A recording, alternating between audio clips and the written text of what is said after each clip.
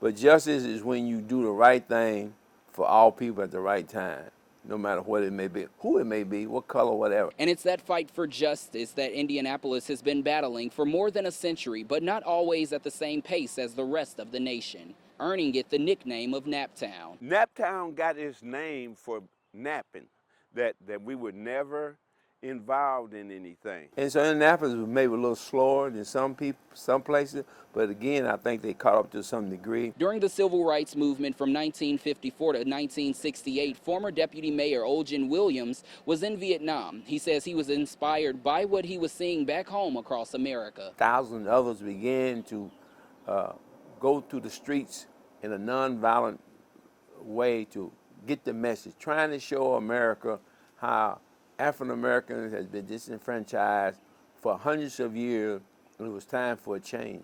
Through it all, Indy remained silent until the rainy night of April 4th, 1968, and the assassination of Dr. Martin Luther King Jr., when Robert F. Kennedy spoke to the masses gathered at Kennedy King Park. And say a prayer for our country and for our people. Well, I think the speech that Robert Kennedy gave was just awesome, and the words just hit the hearts of the people that was there.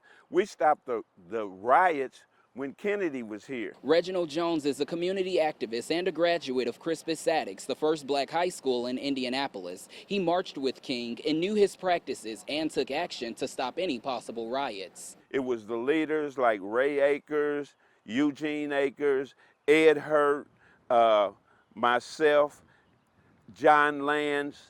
We controlled parts of the city, so we said that's not going to happen. That same night, he opened a community center to give people something to do in the wake of the tragedy. They didn't riot and tear up the city in 6 days like they did in the last week or so. 52 years later, the rioting is new, but it's still the same conversation and the same fight for justice. How do you change that?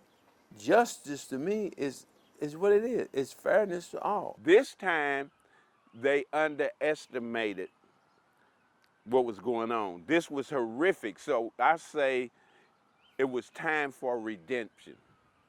Redemption based upon hundreds of years of oppression that the lid busted open. And in order to get past this, let's be our brother's keepers and show some love, of God, and sit down and talk, so we can all heal from this problem and move forward. We need healing in this city, in the country right now. That healing come only through when we are willing to sit down and have a conversation.